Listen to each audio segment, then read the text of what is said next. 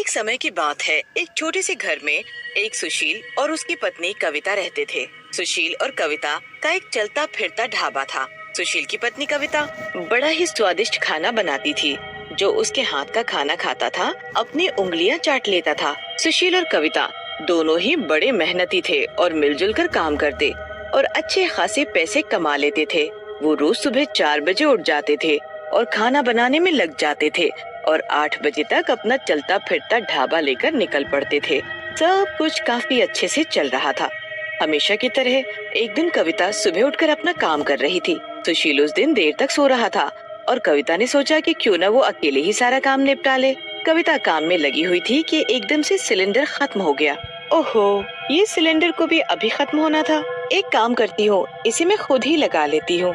कविता को सिलेंडर लगाने आता ही नहीं था, फिर भी वो खुद से सिलेंडर लगाने लगी। उसने ठीक से सिलेंडर का पाइप नहीं लगाया, जिसकी वजह से रसोई में एक जोरदार धमाका हुआ।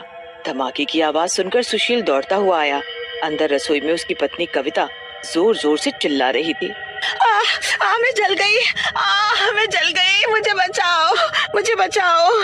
हे भगवान, ये क्या हो गया? सुशील जल्दी से पानी लेकर आया और कविता को बचाने की खूब कोशिश की, पर कविता बच नहीं पाई। सुशील की आंखों के सामने वो तड़प तड़प कर मर गई। सुशील बुरी तरह रोने लगा। सुशील के मरने के बाद मानो घर की रौनक ही चली गई थी। कुछ दिन तो सुशील के बड़े ही मुश्किलों से गुजरे। फिर सुशील ने सोचा कि वापस से अपना ढाबा लगाना शुरू कर दे। अकेले ये सब करना वैसे तो बड़ा मुश्किल था, पर उसके पास कोई चारा भी नहीं था। काश तुम होती कविता। हर वक्त हर काम में तुम्हारी कमी महसूस होती है। मैं कितनी भी कोशिश कर लूं, पर तुम जैसा खाना शायद कभी ना बना पाऊं। सुशील कविता को याद करते हुए अकेले रसोई में खाना बनाना शुरू कर देता है। जैसे तैसे बड़ी मेहनत से वो सब कुछ बनाकर तैयार कर लेता है। सब सामान लगाकर सुशील घर से निकल पड़ता है। उस दिन काफी घने बादल हो रखे थे, इसीलिए वो साथ में एक बड़ा सा छाता भी ले लेता है। आज का मौसम कुछ ठीक नहीं है, पर अब जब ये सामान बना ही लिया है तो बेचना भी पड़ेगा। वैसे ही इतने दिनों से एक पैसा घर में नहीं आया। सुशील रास्ते में ही होता है कि अचानक बारिश आना शुरू हो जाता है। सुशील जल्दी से छाता खोलता है और एक पेड़ के नीचे अपना चलता फिरता ढाबा खड़ा करके खुद भी खड़ा हो जाता है। सुशील अपनी किस्मत को कोस ही रहा था कि सामने से तेज पानी आता है। सुशील का ढाबा पानी में तैरने लगता है। सुशील खुद को बचाने के लिए पेड़ को पकड़ लेता है। वहाँ से एक आदमी तैरता हुआ जा रहा होता है और जोर जोर से सबको बता रहा होता है कि बांध टूटने की वजह से गांव में बाढ़ आ गई है। पल भर में लोगों के घर बह जाते हैं।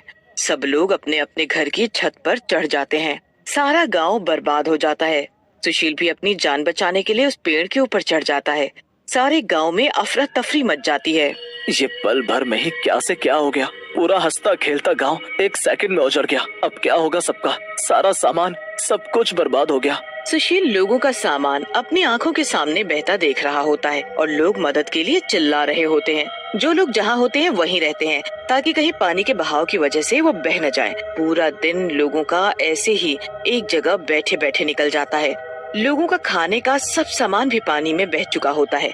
सुशील के सामने एक घर की छत पर एक औरत अपने छोटे से बच्चे को लेकर बैठी होती है और वो बच्चा भूख से रो रहा होता है। अरे बहन, ये बच्चा कब से रो रहा है? भैया, ये भूखा है, पर मेरा सब सामान पानी में बह गया। अब मैं इसे क्या दूं खाने को? 2 दिन निकल जाते हैं। लोग भूख से बिलबिला रहे होते हैं। खासकर बच्चों की हालत तो देखी भी नहीं जा रही होती। मेरा बच्चा कहीं मर न जाए। 2 दिन से भूखा है। भगवान कुछ तो रहम करो, मेरी जान ले लो। पर मैं अपने बच्चों को ऐसे अपनी आंखों के सामने भूख से तड़पता नहीं देख सकती। वो औरत अपने बच्चे को गोद में लिए रो रही होती है कि सामने से तैरता हुआ ढाबा उसकी तरफ चला आ रहा होता है। ये तो मेरा ढाबा है, ये कैसे और इसमें ये कौन बैठा है? जब ढाबा बहते बहते पास आता है तो उसमें एक भयानक शक्ल की चुड़ैल बैठी होती है। वो उस भूखे बच्चे और औरत के सामने जाकर रुक जाती है। फिर उसके बाद वो एक प्लेट में खाना डालकर उस औरत के आगे बढ़ाती है। वो औरत उस चुड़ैल को देखकर डर से कांप रही होती है और उसे समझ ही नहीं आ रहा होता कि एक चुड़ैल पानी में तैरता हुआ ढाबा लेकर कहाँ घूम रही है। डरो मत, मैं तो हमेशा से सबको खाना खिलाती आई हूँ। ये मेरा ढाबा है, मेरे पास सब कुछ है, पेट भर कर खाओ।